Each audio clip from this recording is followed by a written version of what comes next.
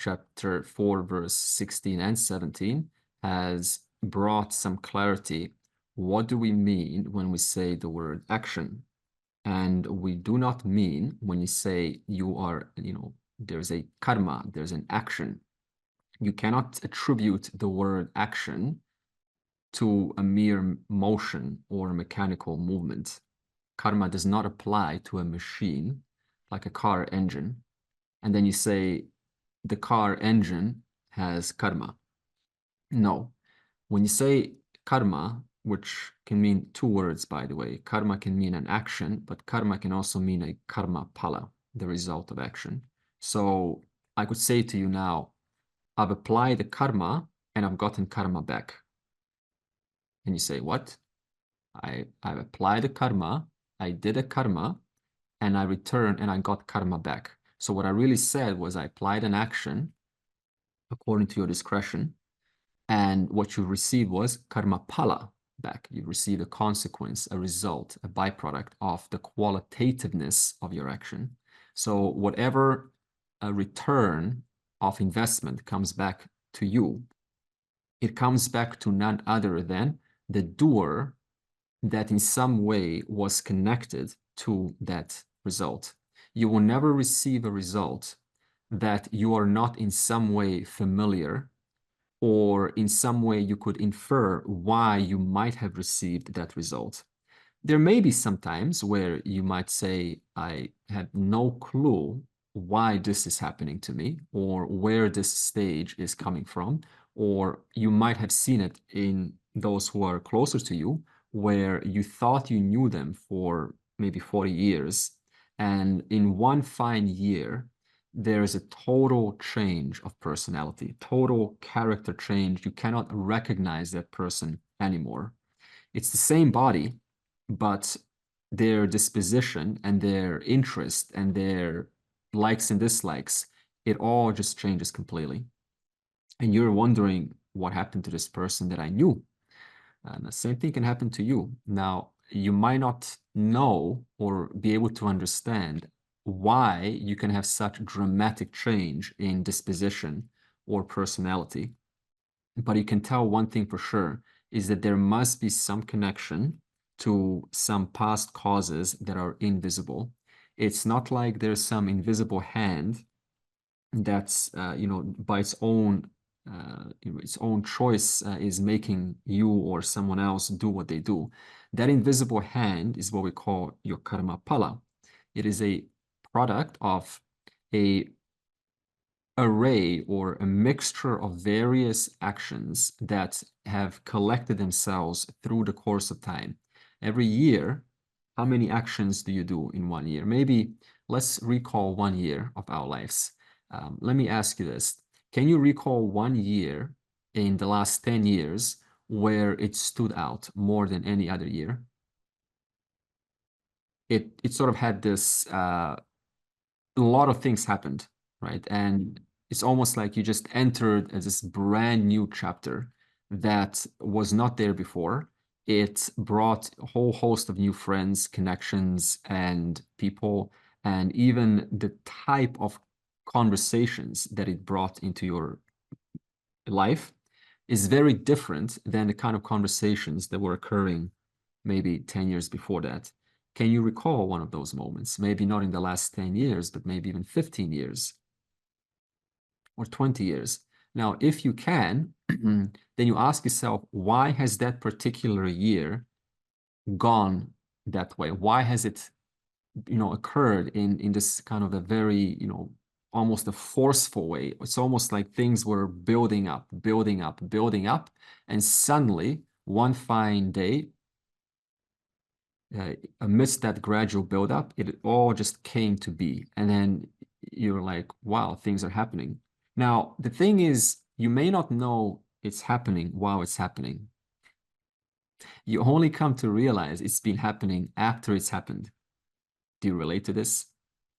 While you're in it, while you're amidst your own karma pala, and you're resolving the effects of your past causes, and you're, sorting things out and, working things through. You might not say, let me step out of this and say, this is because of this and this has happened. But rather, it's only after you have gone through a certain stage and you have a little bit time to calm down and to look at things when things have, taken a slight kind of, calmness to their nature. Then you say, so whatever has happened, while I was in that scene, it's almost like you were in a scene in a movie, huh?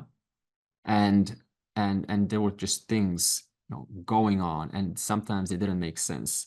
And then you say, while I was in the scene of that movie, I didn't really know what I was doing, whether I was making the right choice, and I was doubting myself.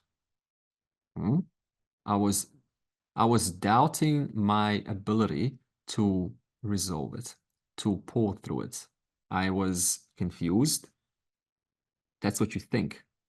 But then a little bit later, you come to see those moments of confusion that you thought they were not really confused.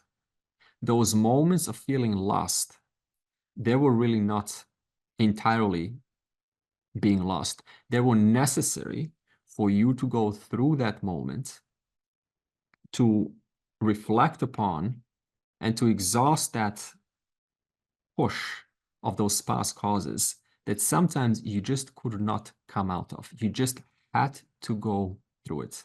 That's what I mean by stage of life. You enter this stage, this chapter, and this chapter, you say, I'm in it. I'm in this chapter, and this chapter is new.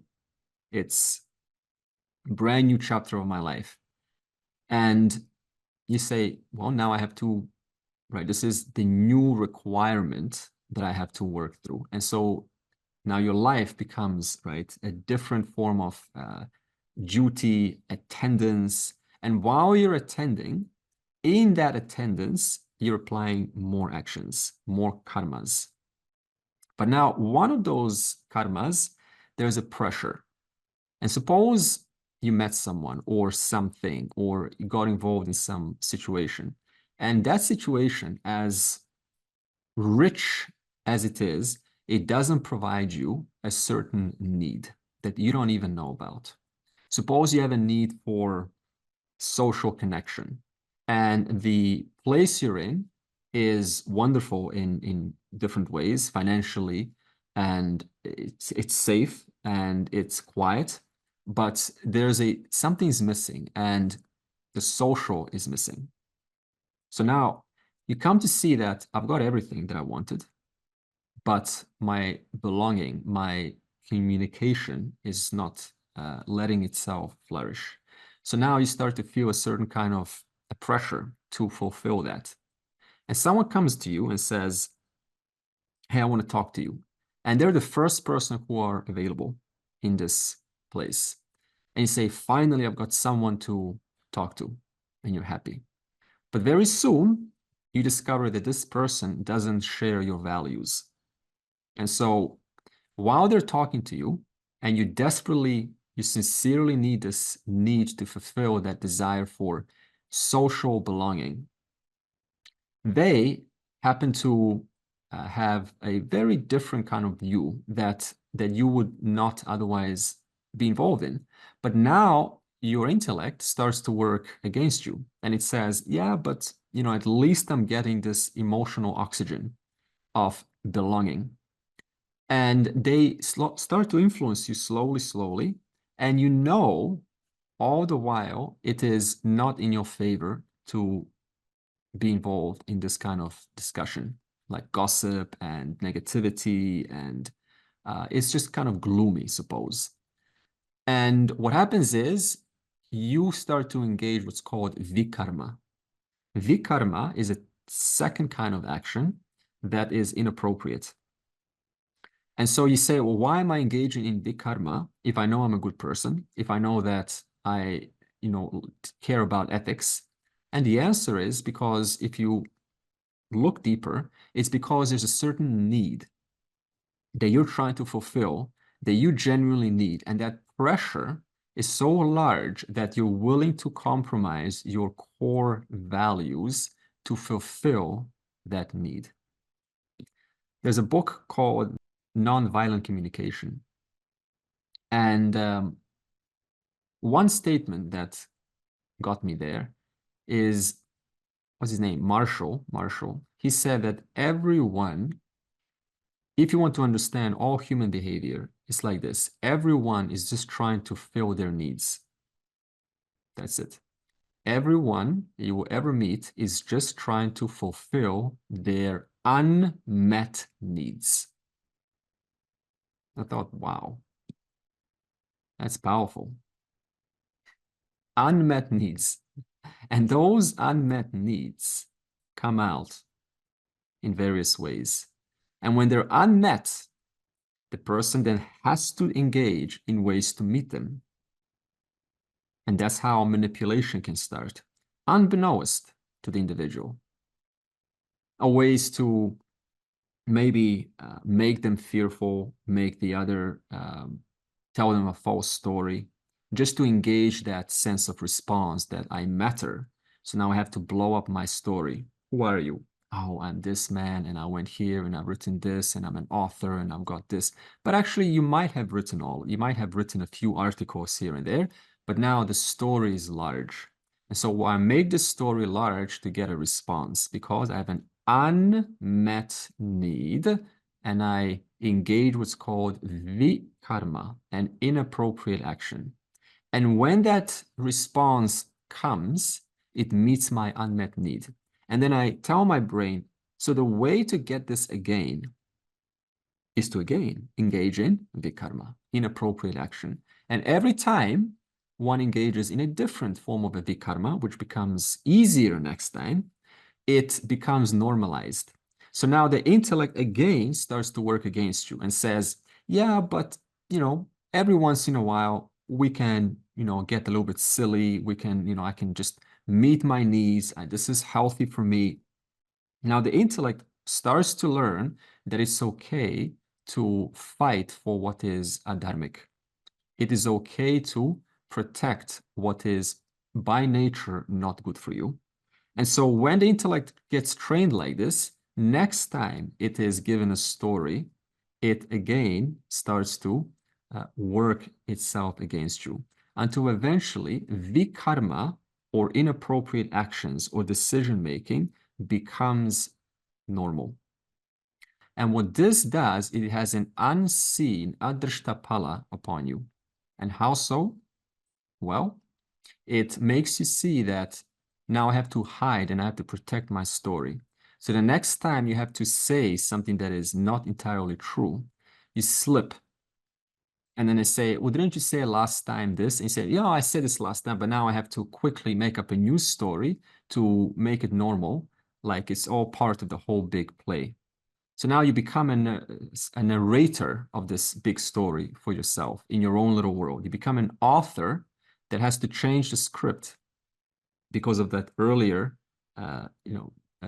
story you said. And so like this, we end up normalizing what's called dharma and adharma, which is why every human being who gets born is essentially a mixture of this dharma and adharma. No one's completely pure, nor is anyone completely impure. The same thing happened with Karna. Karna, this is exactly the same story. He was having unmet needs in his life, and he was genuinely wanting to be recognized that he had talent, understandably so. And nobody saw him. Nobody, even because of the caste system, the way that it worked, like the moment you're not a kshatriya or you're not born in such a family, I don't even want to have a conversation with you, right? You're not in my view. Now, this is very telling how we like to categorize people for our own sake of path of least resistance. It's very easy to just say, where are you?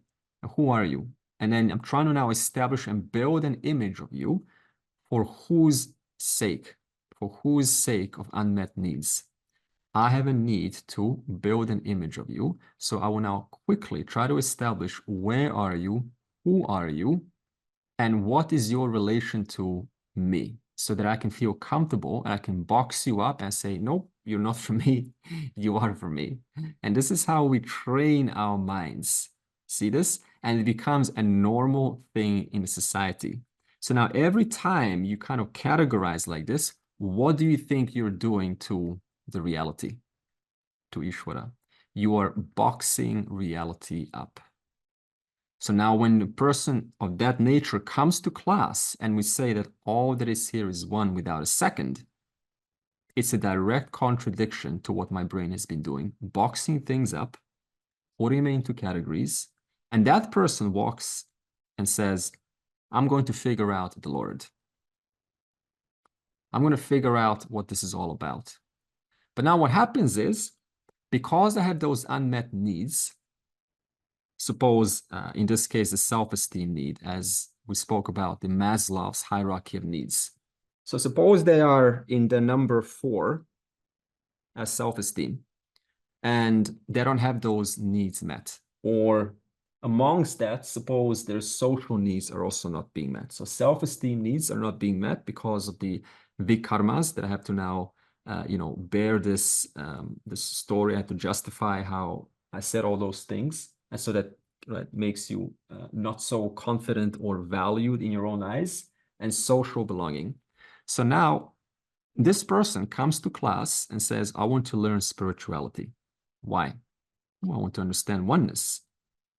Well, what's really happening? I'm walking into class with unfulfilled, unhealthy self-esteem and a need for social belonging. Okay? And that person goes to class. That means there are 2 huge portions in life that are not well addressed. And because they're not well addressed, and that's painful, I go to the spiritual class and I say, I want to learn. And you say, why do you want to learn? I want to learn so that I can get away from my pain. This is called spiritual bypassing.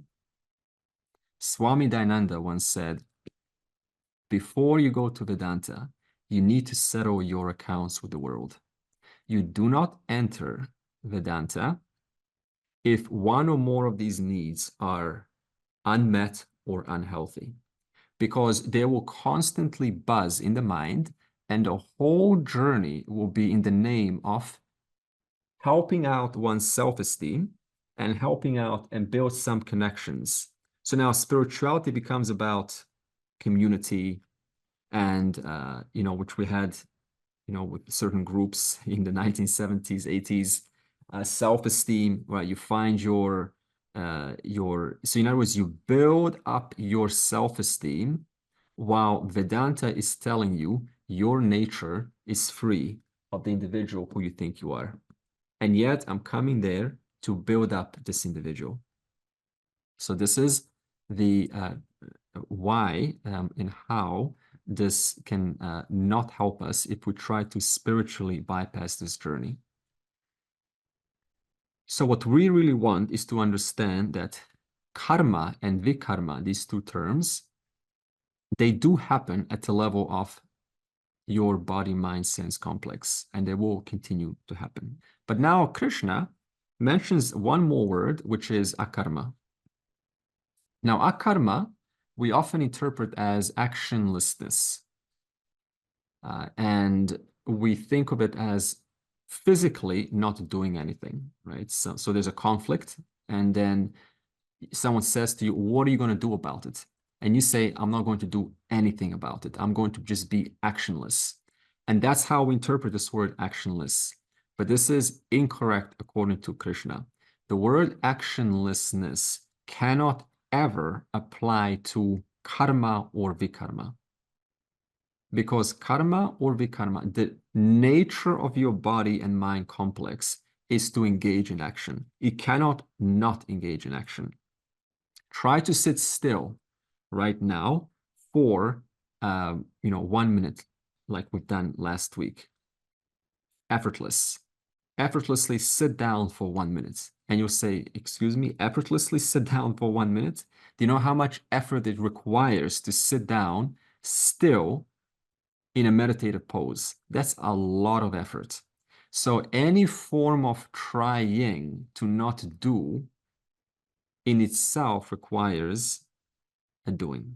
So it's not possible ever to engage in a actionless action.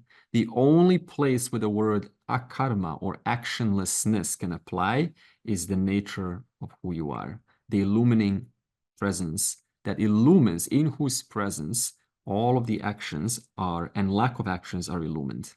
Or should we say actions and doing, not doing, and doing something different. So now Krishna, having spoken about these three words, he wants to now directly send you inside the mind of a wise person to help you see how does a wise person see the relationship between action and actionlessness. What is there? How do they navigate this relationship? Karmanya karma yav pashyed, akarmanicha karma yaha sabuddhiman manushyeshu sayuktav kritsna karma krita. The one who sees actionlessness in action and action in actionlessness is wise among human beings. That person is a yogin who has done everything that is to be done. The one who sees actionlessness. Now you know what the word actionlessness means. Is awareness. The one who sees or recognizes actionlessness in action, and action, which is easy. The first one is easy. But then he says an action in actionlessness. A wise person's body and the mind performs actions, because we said the nature of a body and the mind, of any body and the mind, is to move, is to perform action. And that one who is wise, whose body and mind is performing action, their buddhi recognizes then through and through all this action, the truth of the one who's acting, the person, the body, the mind, is that which is actionless awareness. So in other words, see, what is actionless? Can you find one thing that's truly actionless? Find me one thing that's actionless, that doesn't have any movement whatsoever. See, no matter what you say, immediately I will cancel you out, because whatever you say has been said in time. And time itself is not actionless. Time itself is moving. So we can establish right now, there's not one thing that you can possibly say that is in time that is actionless. Therefore, when it says recognizes, the wise person recognizes or sees actionlessness. That means sees the non-doer in the doer, sees actionlessness in all action. That means you have to recognize something behind this body, behind the mind, that is not acting, that is not moving, and that is the actionless awareness. And actionless awareness is always going to be actionless awareness. Has your awareness ever moved?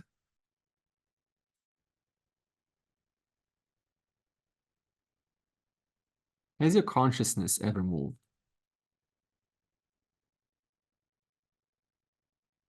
My consciousness moved. My consciousness is moving. My consciousness is expanding. My consciousness is growing.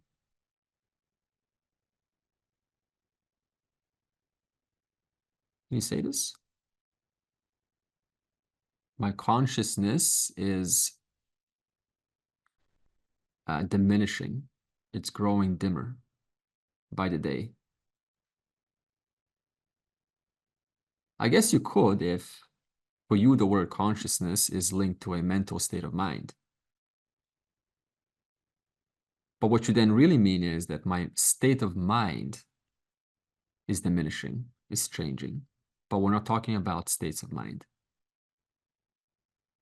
Because to say that your state of mind is growing or diminishing, then what is that presence in whose presence that change is recognized? How can you say that your mind is changing unless there has to be something, a subject, that is not changing? How can you tell anything is moving unless it's on the backdrop of a non-moving background? You understand? How can you tell anything is growing unless there's something that's completely still and remained as it always is, in the presence of whom an object is growing, an object is diminishing? If you were that object that's diminishing, then you would not say that it's diminishing or growing. You could not say that. So there has to be something that's other than to report it to be growing and changing. Therefore, actionlessness awareness is because of which you can report that everything in your life is changing, that your body is growing and it's getting older and it's certainly not getting younger. Is someone's body here getting younger, please? Unless you're a Benjamin Button, you know, from... That's a cool movie. Isn't it funny? No one's body here is getting younger. No matter how many people log on. If 8 billion people logged on right now, not one person would say, my body is getting younger, unless they're deluded and they want to believe it. But we're not speaking of delusions. So this means no one really controls time, which of itself is changing. And every person of 8 billion would say, yeah, there's change. There is change. If there's one thing for certain in my life, there is change. That means every one of us will be able to, with confidence, say that changes have been going on. So this means that for every perspective, there has to be a non-changing presence to say that statement. Okay? And then he says, and understand that any inaction, so this is the second statement of the verse, any inaction, still, any so-called inaction, I am not acting, says the unwise person. I am not acting. I am just sitting still in meditation. I am not acting. He says any inaction, inside there is still an action. Any inaction still involves the action of the doer. So let's go back here. It says, an action in actionlessness. In other words, the wise person recognizes even that one who says, I am actionless, I am not moving my body, I'm not thinking, I'm just in yoga all day, I'm in meditation all day, I'm not thinking at all, in a quiet, solitude. Even that, there's an action in that, because the doer has to do a lot of work to engage in so-called inactionlessness. Okay, now let's analyze both of these statements in more detail. So he says first, the jnani recognizes actionlessness or consciousness in action. Okay. So what is this consciousness? Consciousness is who you are. It's the self. There is no second self. There is no third self or fourth self. There's only one consciousness, one self. And this one consciousness performs no action. Okay? And in its presence, it is that because of which all actions are taking place. It enables all action. In its presence, all actions are illumined. It's like the light. A light is always on. It's always on.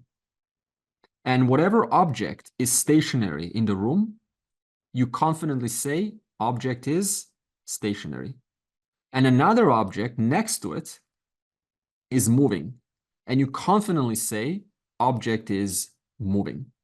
And another object is like, like decaying itself, like fast forward. And you say it's decaying itself. And then another object is almost like not moving at all. And it's just, really fascinating to look at. It's really just pretty to look at. And you say that object is pretty. This object is decaying. This object is moving. This object is not moving.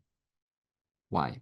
Because there's one light in the presence of whom you can report the conditions of all objects in the room. All objects in your mind are only because of this consciousness, in the presence of whom you report that your mind is not moving, your mind is moving, your mind is changing, your life is changing. In fact, when you say your life, you're just really talking about a memory of your life, just a story.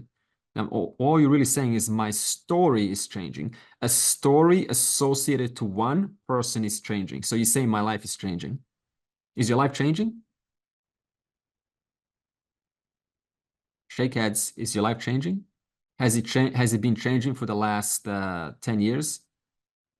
Right? The body, mind's life. Of course, yes. So what has really been changing? When you say your life is changing, please tell me, what do you mean by life? Like, what is changing exactly? Experiences. Like your life situation. Life situations. Yeah, yeah. Good. Experiences. Body. Knowledge. Yeah, knowledge, what the experiences and what I know and what I no longer believe. Okay. Thoughts, actions. Thoughts and action, the kind of thoughts that I have on a daily basis, the quality of actions that you put, Pankaj. Circumstances. Circumstances, situations, events, happenings. Okay. People who are around you, who you're associated with, who you're no longer associated with. All of this is just life. So when you say my life is changing, all you're really saying is things in the environment connected to this person are changing. And the person himself, of course, changing, and herself. So all you're really saying is there's change. Now, a pretty way to say that is life is changing. But you just really said everything associated, circumstances, situations, life circumstances, stories, people around me, and people themselves, and this person and their feelings and their expressions, everything is just changing. So if there's nothing but change, there has to be a non-changing subject. See, what else changes when I say life is changing? Your physical brain. And suppose your consciousness was a product or an expression of the physical brain. Okay, it's a common argument. This will pose several challenges. And I want to talk about them. So suppose you say, because your brain is also changing, and you say that consciousness or yourself, which is actionless, is born with the brain. Okay, so here's a statement I'm going to make, and we're going to argue this. Your consciousness is born with the brain. It's this important inquiry because you may now think for some reason that when your brain dies, as it will, that you will die. And I have to kind of negate that. Okay, so your brain is born, therefore your consciousness is also born. That's a statement. But it also now introduces another more important subject.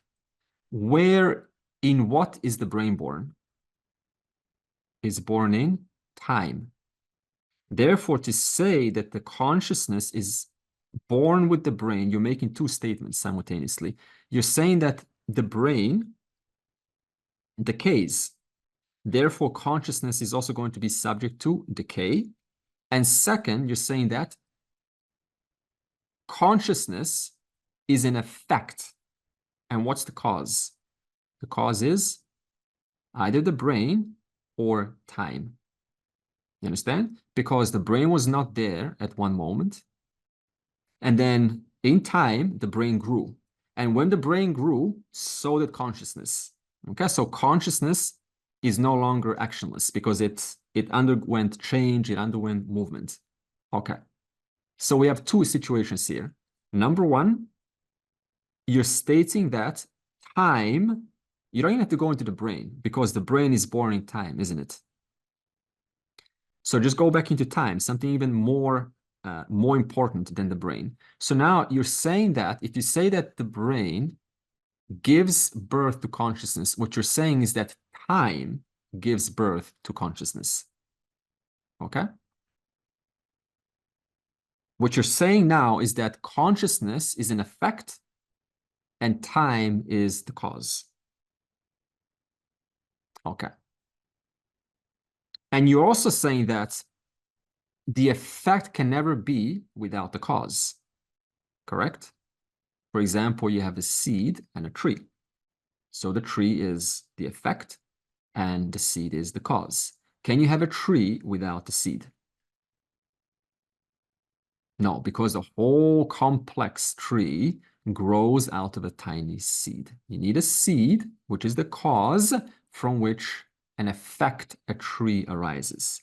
So what you're saying now is that consciousness is the effect and time is the cause. Or you can even say the brain, but time is more important here. Okay. But then I bring an objection to that. And I say, but your experience says something very different. Your experience says that if your consciousness is truly an effect of time, that means it cannot be without time. But your experience says something different. It says that there are moments when you say, I lost track of time. The time that went on felt like no time. There was a sense of timelessness. I lost all sense of minutes or hours, or 1 minute felt like 4 hours, or 1 minute, that same 1 minute felt like sometimes 1 hour feels like 1 second or 1 minute. So what you're really saying from your own experience is that since there are two units of time, both of them are 5 minutes. You have a 5-minute time over here, which is called dating time. And then you have another 5-minute time over here, which is called catch the bus because you're late to work time. Okay? So now you're late to work and you're waiting for those 5 minutes and it feels so like forever, like a long time. But then you have the exact same 5 minutes time, exact same unit. The time itself has not, the units have not changed. And on another situation, that same 5-minute time is like 5 seconds. Okay. So this means that your experience says that the time itself, which is supposed to be the cause, is changing. And sometimes even disappearing. But to say that your time disappeared or there was no sense of time implies that there must have been something other than time, which is contradicting the original statement. You said that time is the cause and consciousness is the effect. And an effect, like a tree, can never be without the cause. But your experience says that you can have a conscious being in the presence of whom units of time can disappear altogether, no sense of time, or change. How can that be? It's a contradictory statement. So through this, we understand that consciousness does not require time to exist. The second argument is that if you say that the consciousness is grown in the brain, then you're by definition saying that because the brain ages, consciousness too should age. Now, I'm then going to ask you, what is it like for consciousness to age? can you tell me, please, what do you mean your consciousness has aged? Tell me, what's that like? I'm saying consciousness is timeless, ageless, always present, Yeah, it's always present. never decays, never decays. Never the case. Okay, but suppose someone, says that no, I mean, consciousness is in the brain, and I say, well, then, brain changes, brain is, and what kind of brain are we talking about? I actually got a picture, this one. Here it is, here's your brain. Right now, this thing is listening. Take a good look of what's happening right now. This is a live human brain right here. A different image with a brain, put less blurry. Okay. There it is. She's holding. That's ugly. Mine is pretty. My brain is pretty. That's an ugly brain. You think it's pretty? Okay. No, that one is ugly. Yeah. Yeah. Well, it's a healthy human brain. And here's the one with the stem, brain stem. You can see there. Oh wow. It's an actual physical brain. It's not a plastic model or anything. And this thing is made of flesh. It's moving, changing. And they say that consciousness is somehow, formless consciousness is stored somewhere here. Maybe the frontal lobe where the cognition happens, maybe the visual at the back. Somewhere here, I should find consciousness. So now the thing called the brain, you take one part out and your consciousness remains the same. We've had situations where the entire half of the brain was taken out. The individual is still fully aware. They just don't have the ability to maybe calculate some things or whatever, but they're still conscious. That's what they're trying to discover. They want to find a place and they say, we're going to find your consciousness in here and we're going to somehow transfer it to another brain like this. And then suddenly you will, experience yourself somewhere else. Okay. So if this ages, by definition, my consciousness should age. But then the question is, what's it like for your consciousness to change and age? Tell me.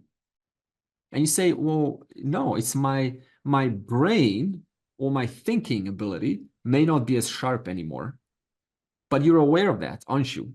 So your awareness hasn't been affected by the capacity of the brain at all. Now, one more issue with this.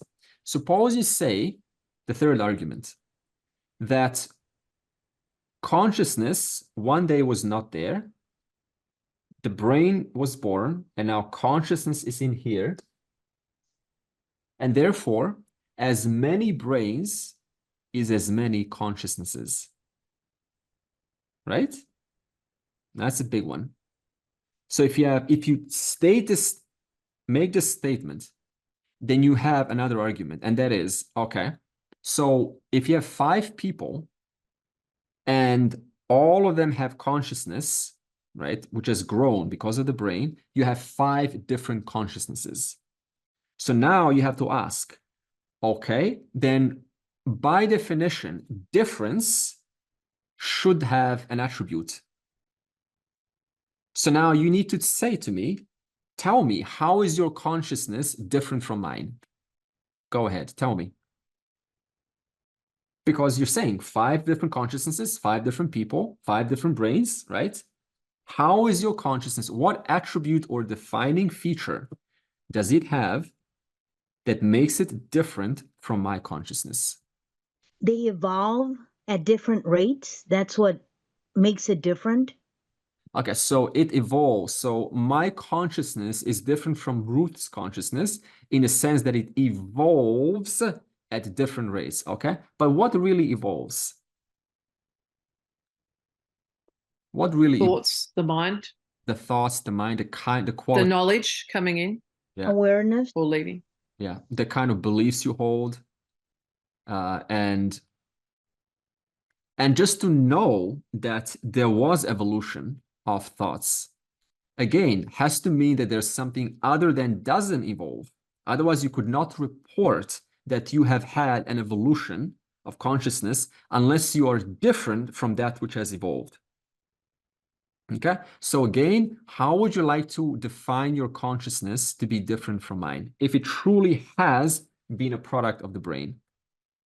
And then suppose you say, okay, so my consciousness is that which evolves. Let's go with Ruth's statement. My consciousness, the attribute of my consciousness is it evolves. Okay, so this means that there should be evolution, a sense of evolution, even when you don't experience yourself evolving at all, which is most of the time. Does anyone experience themselves evolving, like you're constantly evolving, growing, and progress is going on and happening, it's all going on? You experience that all the time? 99% of the time, you don't experience that. You only experience that in those very small moments, hopefully in this class once in a while, and you go, oh, aha, you have an aha moment. I have an evolution. So this means whatever attribute you want to tell me that your consciousness is, then that attribute should be there even when you're preoccupied with other things. Even when you're meditating and having a place of peace, that so-called evolution should be constantly ringing. I'm evolving. That sense, I'm evolving, I'm evolving, I'm evolving. That should be there all the time. Two questions, and they're related. What's the relationship of consciousness to the brain? And what happens to consciousness in somebody who's brain dead? So the body is still alive in machines, with machines in hospital, but the brain is completely dead. What happens to the consciousness? I have to answer the second question first to answer the first question. So what happens to someone who is brain dead? What happens is consciousness is, see, everything is consciousness, so consciousness doesn't leave because it's the substance of all things. But what happens is their physical brain, think of a physical brain like a satellite dish, for instance. And the satellite dish that's slightly damaged or broken, it cannot receive the signal called the subtle body. So a brain dead person in a hospital who's in a coma, their physical brain is not able to receive the fullness of the subtle body. And that's why they're, we see them as just prana is there functioning, but we say they're brain dead. Now, what you have to do is you have to give that person in the hospital some time for the brain to repair itself. And then if it does, hopefully, then, the subtle body is able to return back. In fact, it's always there. It's just able to function properly. And then when it functions properly, the person is able to kind of, say, hey, here's now suddenly the body you see from the outside moving, right? But what's really happening is the subtle body has now fully, permeated the physical body, the physical brain. And so you say they have returned. But what's really returned is the subtle body. And the first answer is, well, the question was, what's the relationship between the brain and consciousness? It's always going to be one answer. It's a Satya-Mithya relationship between the subtle body and consciousness, between the brain and consciousness. It's always going to be like that between a pot and a clay. The physical brain is consciousness, but consciousness is not the physical brain. Your thoughts is consciousness, but consciousness is not the thoughts. So like this, the pot is the clay, but the clay is not the pot, because the clay is so much more than the pot. It's free of the pot. So you cannot say that clay is stuck to being a pot. It's not stuck to being the pot. So in that same way, what's the connection between brain and consciousness? It is like a pot and clay, right? The pot here is like the physical brain, and consciousness is like and whatever the brain undergoes and whatever it changes into, whether it is, big or small, it is always consciousness, which is why every thought has one commonality. And what is that? What's one commonality in every one of your thoughts?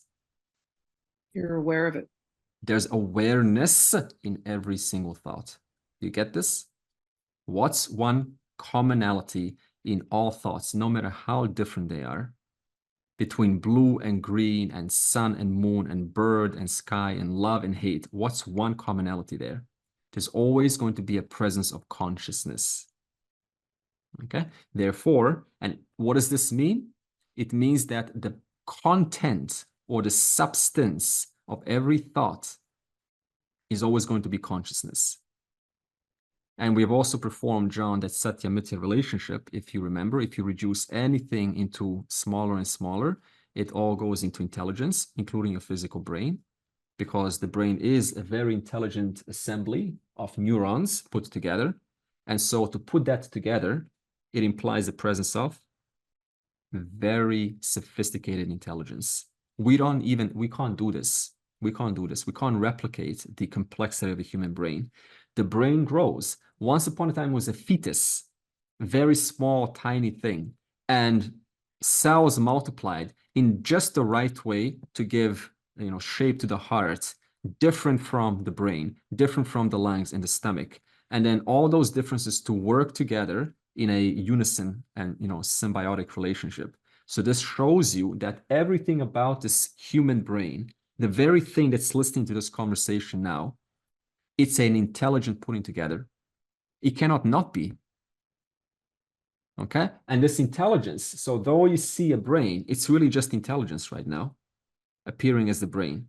And we already performed this relationship that intelligence itself cannot be outside a conscious being, cannot be outside consciousness. Therefore, that is the relationship. Andre, I also then have a question or like a clarification. So, like what with like New Age stuff, you hear expansion of consciousness, evolution of consciousness. That would be technically incorrect according to Advaita Vedanta, because obviously consciousness just is, according to the definition of consciousness in this respect. So, but it would make sense to say the expansion or the evolution of the mind. Exactly. Because mind is not consciousness, even though yeah, okay. Yeah, exactly. So I have exact same thing. So it's dangerous to say and build and train, the sincere seekers to look at this word consciousness as something that does expand, something that does go through evolution or growth or something. So we have to be very strict. And in Vedanta, this is where the strictness happens. Outside, it's easy. Outside, you can still use these words, because that's pop culture. But when you come to the class, then we get very strict and say, no, that is strictly incorrect. You said that if I know the thought, it means the thought must be made of consciousness. Why so? There is a thought, and you have to ask, what is a thought? It's a modification. We call this, a modification of the mind. So your mind is really just, imagine if I present you this, okay? I'm going to present you this, and you're going to see this now. And you're seeing this where? Are you seeing this here, or are you seeing this in the mind? In the mind. Yeah, it can't be here, because that's where the cockpit is, right? That's where the whole thing happens. So now your mind is literally taking on this. This is called Andre's mind right now. This is it. This is mind. Now I can say, hey, imagine, let's just add something. Let's imagine like a spider here. Imagine a spider on here. Just imagine a spider walking on here. Okay. So where is that spider and the pot right now? In my mind. In your mind. Okay. So now, and I move this away. So now the mind is cleared. Okay. So now if this object, see in, science, we say this object is, right, just matter. It's just atoms. And it's ultimately just 5 elements, which is just a model. But we also say that your mind is also matter. It's just a very subtle matter. Now, how do I prove that? Well, it's very easy. You see, this has weight. And I can see this, but can I see this in your mind? No. Can I see a pot? Because there is a pot in your mind, but can I see that pot in your mind? I can't see that. No, but there is a pot, isn't there? So there is a subjective experience of this, but I can't see it. Because I can't see it, we call that the subtle body. the mind. Okay, so there is something, but it's a different kind of a nature than what I'm holding here. But there is something. And that something we say is called your thoughts or your mind. Now, those thoughts or your mind, they have a certain structure to them, right? There's a certain structure, just like there's a structure to this, there's a shape to this, there's also a structure to your thoughts. So your thought is seeing this pot. So now, who's created the possibility for a thought to take place? Did you create that? Or you were just given that? You were just born, and then boom, someone shows you a pot, and suddenly a pot takes place in your mind. Okay, so we can, from this conversation, we can say one thing for sure. I did not create the ability to see a thought. That ability is given to me. All I do is open my eyes like this. What happens? Thoughts take place. So there's a certain assemblage in your thought system that's able to put this entire scene that's going on right now, and it puts it in a way that replicates what's actually going on right now. We call that vritti. So your mind has taken on a form that's replicated this screen right now. I put a pot, it's replicated the pot. It's in your mind. So now if there's an intelligent putting together of physical forms that I'm holding right now, putting together of the sun, of the trees, of the physical brain, it's an intelligent putting together. But there's also an intelligent assembly, an intelligent system in your mind that's able to bring it all and make a representation of the world in your mind. So far we've established what? There's an intelligence that's making all things possible, and there's also an intelligence that's making your brain recall, put words and sounds and images together and hold them together. And I say create, a spider, and you imagine a spider, and I say remove the spider, and you remove the spider. So all of that is already given to you. You're just sort of exercising, using it. So there is an intelligence about your thoughts, about the way that you're able to relate to these words. And there is an intelligence about the way that the physical brain is put, and that the tree is put, and that the rock is put. So what can you then infer about both your mind and the physical world? It's made from consciousness, from intelligence. Well, we're not there yet. I said there is an intelligence putting together by this world, by the brain. It's actually physical atoms, right? They're well working together. But there's also the ability for your mind, for my mind, for everyone's mind, to open our eyes. And what happens? Sight takes place. Images take place. Intuition takes place. Emotion takes place. None of this we created. Okay, Just, get it. right? It just gets born. It gets born. And it's already well put together by this intelligence. And this intelligence is not only putting together the physical brain, it's also putting together your ability to comprehend what is going on right now, to comprehend this very moment right now, to make sense of it, to say that, yes, the hand's going up and now the hand is going down. It's like, yeah, it's so common sense. Well, it is common sense because it's already given to us. It's just the system's already built in. So if there's one system, one intelligence that is not only governing your mind right now to understand this conversation and governing the physical objects that we're sitting on and the physical body, then all that is here is, by definition, that intelligence. That's putting things together, that's holding things together, that's governing the laws of how hot your body will be, when it will cool down, how the digestion will take place, how the sun will, have a relationship to the plants, and plants to your digestive system, and your digestive system, how much you will, have to work through to break those components down, and then to evacuate all of that. None of this do you and I create. We just come with this. So all that is here is just intelligence. Now, if it's only intelligence here, can you have intelligence outside a conscious being? Can you have intelligence without consciousness? No. Let me ask you this. What is intelligence? Let's ask this. What is intelligence? I mean, we can say this is, clay and, what, molecules and so on. But what is intelligence? Like if I say to you 1 + 1 = 2, 5 × 5 = 25, what is that? What just happened? 5 × 5 = 25. What just happened now? Knowing the answer, knowing. But can you just see how like it's so subtle, isn't it? Intelligence, like knowledge about the sun. It's a concept, isn't it? It's a concept. 5 × 5 = 25. Okay, it's a concept. But can concepts be put together outside a conscious being? No.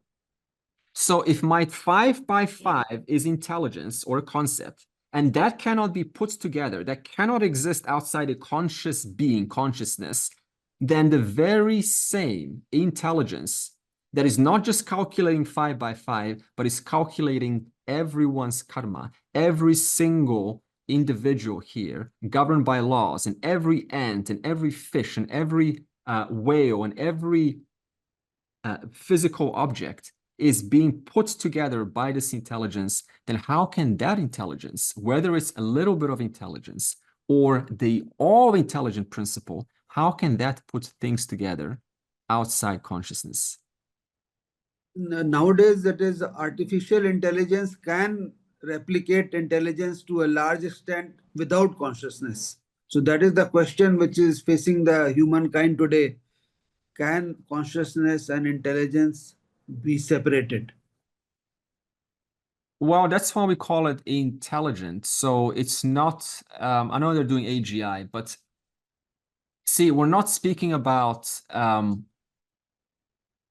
yeah, sure, you can replicate concepts to spit out trained data, sure.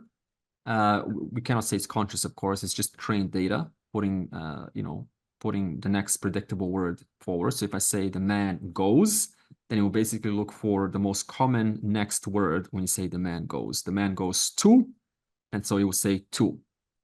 You can try this out. The man goes to, and it will give you the most common word. That's how AI works. But in terms of AI, see, we do call it artificial. Why? Because we're replicating what we see, but we're training it to just predict the next word. It's not true intelligence at all. Far from true intelligence. That's why they're looking for this AGI, true intelligence. It's able to create its own formulas, discover its own innovations, right? Crack the code. But right now, we're not at that stage. We're just trained. Well, the same thing applies to a human being. He has been taught over his lifetime various concepts and ideas. That is how he replicates. Yeah. It doesn't come to him from nowhere. Yeah, the only difference is we do have the ability to take what we have already and create something new out of it. This is called the power of imagination. Artificial intelligence does not have imagination. It will mix things together, and then that we will say creativity, but it's still training based on trained data. Now, you can still argue and say that's exactly what we're doing, aren't we? We're just taking what we know, and then we mix things together, and then we create something new. So, okay, it's possible, but there is one aspect that we have that AI doesn't. And what is that? Consciousness. It is consciousness, but it's also intuition, that empathy, true empathy, that subtle, nuanced empathy that AI won't have. You can train an AI to have empathy, but true empathy, you cannot replicate. I think at best it can mimic empathy, going by what we've sort of like trained it to do or told it is a human trait. It could try to mimic that at the very best. I can do a very good job at it, but there are certain nuances that a human being will have that you cannot simply replicate. Yeah. If you just if you want proof of this, go to a therapist office and go share your problems. And the therapist will tell you something very different, even if it's simple. If it's very, very simple, they're not going to speak as well as AI, but they will give you some simple instructions, and then you go to an AI and see how you relate to that. And when you walk out of a therapist's office, what have you walked out of? A human connection. Can you replicate that? That very subtle human connection. This consciousness that we're speaking of, in the presence of whom these words are heard, we also call this knowledge. But we don't mean about knowledge about the sun, about the moon. We don't mean that kind of knowledge, or knowledge that is a product of, right, the mind. Like, I know about the spot. I'm not talking about knowledge about things. It is what we call unqualified knowledge. Now, unqualified knowledge means knowledge as such. Knowledge as such, what I mean by that is knowledge without any adjectives attached to it. For instance, I'm not talking about big knowledge, beautiful knowledge, or useless knowledge, or pot knowledge, or elephant knowledge. I'm not speaking about that kind of knowledge. I'm speaking about pure knowledge, because of which pot knowledge takes place, for instance. So now, can you have pot knowledge unless there's just a general knowledge or consciousness present? So for instance, to say pot knowledge, suppose I say to you pot knowledge. What was there before pot knowledge? Look at this. Pot knowledge. What was there before pot knowledge? Absence of pot knowledge. Absence of pot knowledge? Pot knowledge. So this means that when we say consciousness is that unqualified, pure knowledge principle, it means it's not qualified by any object. But in the presence of it, knowledge of an object takes place. For instance, knowledge. There's just knowledge of this moment right now. Knowledge of you shaking your head, knowledge of you watching this screen, looking at this face, that's knowledge. Knowledge of this moment. Consciousness, because of which this moment is going on and happening and changing right now. Knowledge. So what is this knowledge? It is the primary consciousness, the primary ever evident, ever present consciousness that is there before any kind of object knowledge takes place. You understand? If you go into a meditation right now, and what happens to the mind? The mind goes into a very calm, relaxed state. And now you say there is a calm, relaxed state knowledge. And then the mind starts to come forward into a very erratic movement of little bit agitated. And now you say agitation knowledge. And then again, mind drops into a silence. And now you say silence knowledge. So the knowledge principle, because of which all objects are presented and go away, that knowledge principle is consciousness, who you are. And it doesn't need to be evidenced. Nobody needs to prove the existence of it, because in its presence, every other object is proven. Silence is proven in the presence of knowledge. Absence of silence is proven in the presence of knowledge. Agitation of the mind is proven in the presence of knowledge. Relaxed, calm, sattvic mind is proven in the presence of knowledge. The knowledge about knowledge is proven in the presence of knowledge. The absence of knowledge about a particular thing is proven in the presence of knowledge. Ignorance of knowledge is proven in the presence of knowledge. Knowledge about the nature of what knowledge really is proven in the presence of knowledge. So this means that knowledge principle is not bound to any one particular thing. It is always as it is, knowledge. Nothing qualifies knowledge, not even ignorance.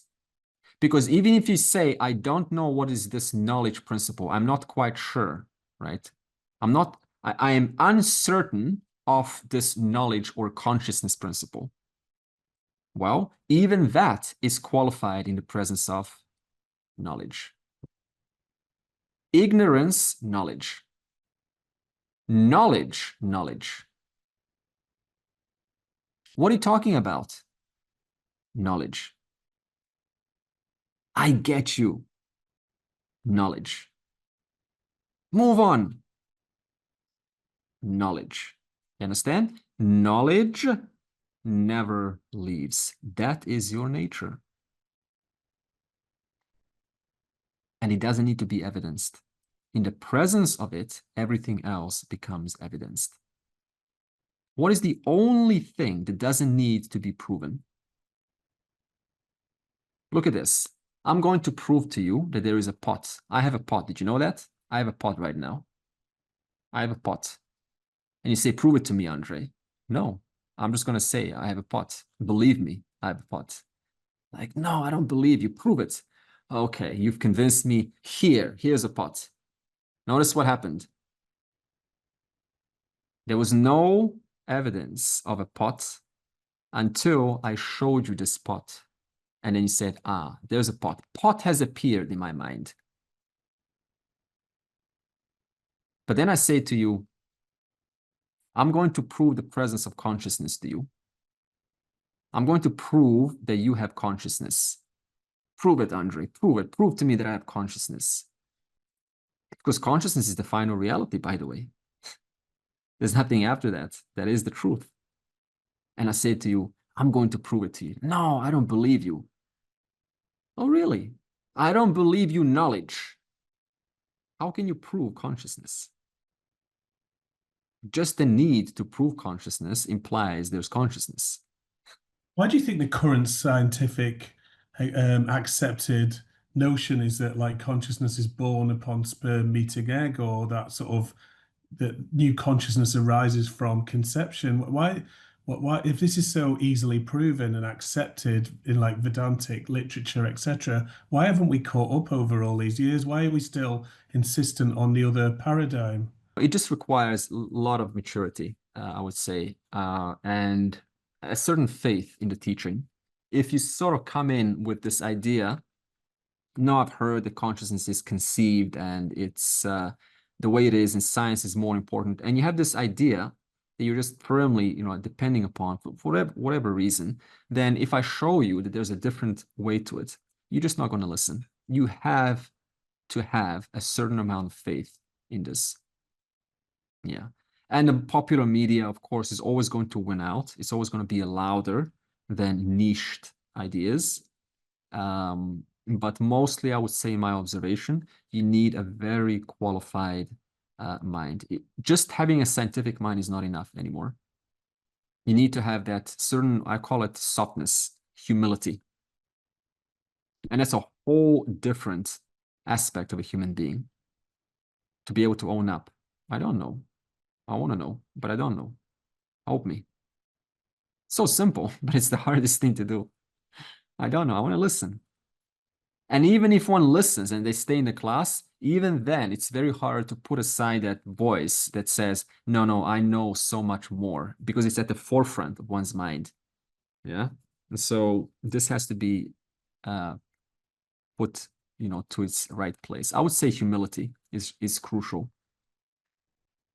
See, I didn't know this one day when I was walking to my teacher's class, but I had one thing that for me worked better than anything else. It wasn't really, inquiry was there, but it was faith. It was faith that this scriptural knowledge is not one man, not one prophet's advice. It is a collection of thousands of rishis who are very discerning and intelligent. So therefore, there must be some truth in what they're saying. I went by faith alone, and the faith did it for me. Others, they need lifetimes of zigzags. So we cannot speak for others, but just look at your own life. Why did you not buy into this when you were 10 or 12 years old or 15 years old? Why did it only come for you much later? Because there were obstacles. How does all this work when we talk about the collective consciousness? Is it the same? Collective consciousness will be in a category of Jaimini, to expanding your consciousness, collective consciousness. I would replace that word with your collective karma. Like we're all going through collective karma during COVID, we all have to share that. And that tends to sort of mentally spread throughout. Like today we have internet, social media, collective influence. So a better word is maybe influence. And we all fall for it some ways or the other. We're all sort of, see, if we lived 100 years before, we would all be very different in some ways or the other. Mm-hmm. There will be a certain difference. So 100 years ago, because we didn't have that kind of influence, it was a different kind of a collective influence than it is today. But why is this consciousness then actionless? Why is this awareness? Well, if it's the truth of all things and everywhere, then how can what's everywhere move? Even space, if you say this is moving from here to here, you say, well, it's moving in space, but the space itself is consciousness. The pot is consciousness, the hand is consciousness, and my words speaking about the spot and hand are also consciousness. So what's really moving? What's really moving if the whole thing is just consciousness right now? See, what's one common denominator in this entire experiment? The pot, the hand, the mouth, the words, the movement, the space. What's right now true in this entire experience? It's objects moving in time and space. And what's even true in that moment of that person responding to this person? Consciousness. So consciousness is so true and present. It's the one commonality in all things. Okay? So it's everywhere. And also to say that action is, action is always in reference to acting upon something else, isn't it? Like this is acting upon the hand. So it's two things, but there is no two things here. So how can consciousness be one that acts? There's no second entity onto which it's going to act. Nothing's really changing. Nothing real is being impacted. Nothing's really dying. Nothing's really growing. Nothing's really happening right now. Nothing is really being listened to right now because there's no second thing to listen to. It's not like one being is listening to something else. The being that's listening is consciousness. The one that's speaking is consciousness. So who's listening to whom? There's nothing to go anywhere because there's only consciousness here. There's nothing to desire because that's also consciousness. There's nothing to look forward to in the future because that too is consciousness. There's nothing to regret because that too is consciousness. See, this crystal is pure crystal. Okay, I just put it on a white background, like a piece of paper. Pure crystal, no color, no blemishes. And then we introduce a little bit of Prakriti inside the crystal. And now you mistaken the crystal for changes, right? Attributes. And then you say, oh, me, the crystal, right? Look at this. I'm green now. I'm sick. Hold on, I'm going to be red. I'm going to be in love very soon. Just wait for it. Aha, I'm in love now. You see this? So you're constantly changing your opinion about yourself based on the various attributes that your mind's going through. And then you associate yourself with that. And then if it's an unpleasant, like green, I'm green and sick and ill, then you're as good as sick and ill. That becomes your reality about yourself. So your whole life is invested in giving, right, excessive meaning to conditions of your mind and the pains and future plans and accomplishments and everything about you, about your body and mind, is like this color inside the crystal. And because it's such an intimate relationship, you say, I, the crystal, am the body and the mind, and the body and the mind, the color, am the crystal. Look at this. The crystal is as good as the color, and the color is as good as the crystal. It's one and the same. That's called ignorance. Okay, mixing the two things together. What's called knowledge? What is knowledge then? If this is ignorance, mixing the two things together, what's knowledge? Tell me. Discernment, correctly understanding between real and unreal. Stay there. Is ignorance turning off the light? Say no. Doesn't have to be. It's Good. knowing. Good. It's not turning off the light. It's discerning. Okay. How can you turn off the light? That's called destroying your body, destroying your thoughts. Can you do that? You can't do that because it's a satya mithya relationship. Wherever there is a thought, that's exactly where you will find its substance. What is there to destroy here? What is there to negate? Let me get a bigger one. So what's ignorance then? Ignorance is I'm not happy with the pot. I want to destroy the pot. Damn pot. I'm going to change my potness. I want to make it more beautiful. You do that all you want. But once in a while, you need to remember, there's nothing to destroy here. There's nowhere to go. There's nothing to really modify here. Only accept there's only one reality in infinite manifestations. And those infinite manifestations is this one reality, in this case, the clay, but the clay is not the infinite manifestations. The mind is not I, it is I. You understand? Your body is I. The pot is the clay, but the clay is not the pot. Otherwise, you go into dissociation mode. Oh, I'm not the mind is not I. The body is not I. The thought is not I. So what are you doing now? You're creating duality in the name of non-duality. No, change the language.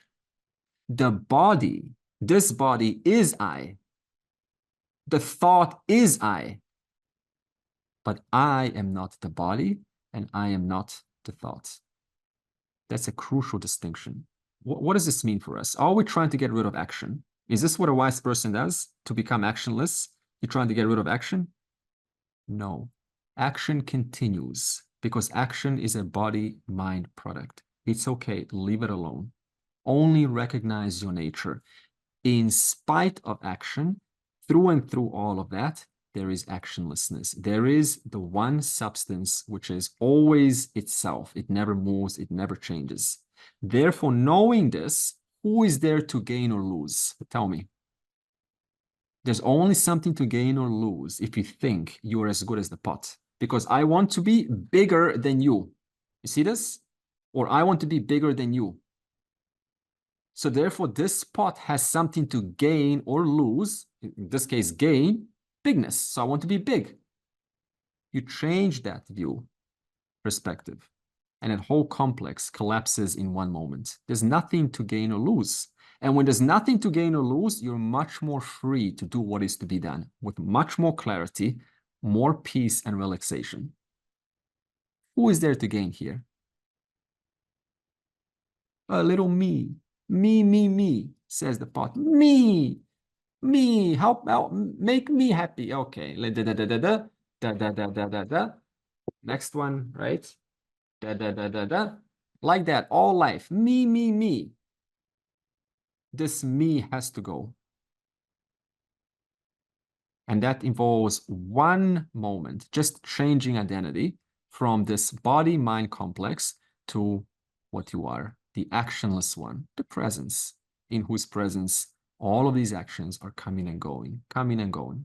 That consciousness, you are. Next week, we will talk about the second statement in the verse, which is that he sees, Ajnani, action in so-called actionlessness. Purnamadav, Purnamidam, Purnat, Purnamudachyate, Purnasya, Purnamadaya, Purnameva avashishyate. Om Shanti, Shanti, Shanti.